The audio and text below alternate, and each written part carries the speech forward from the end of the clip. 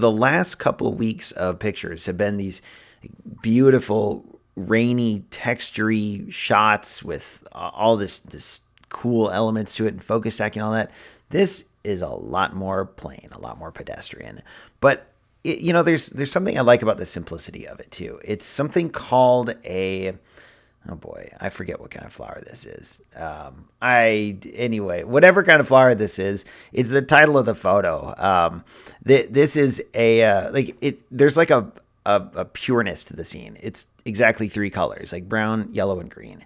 And this plant had a whole bunch of these, so it's not like this was alone by itself. But I wanted to capture this particular flower bud or whatever it's called, and yet have something more to it than just this one thing. So I shot this at f/19 with my 105mm macro lens, and I mean, it was okay. Like, I took a few shots with this thing just in the middle, but then I realized, like, one of those fundamental elements of composition, where if you can draw the viewer's attention to a subject, that's great.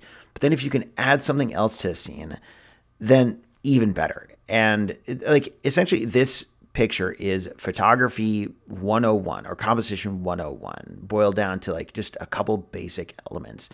There's a clear subject. It's sharp, it's focused, it's easy to identify, it's well defined. But in addition to that subject, there's context, which is one of my favorite parts of composing a shot, is what can you add to the context to make the subject take on some new level or new dimension.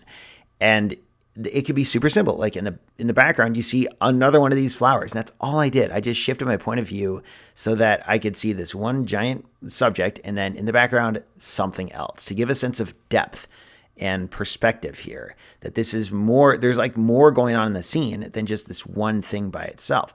There's also a little bit of framing going on where on the top of this, like the brown part of this flower, it's framed with that really dark patch, and that helps draw your attention to the subject, helps it stand out. So this is not like a prize-winning photo, but it is a good example of how it's important to learn some of these basic fundamental elements of photography, because they're always important no matter what you do.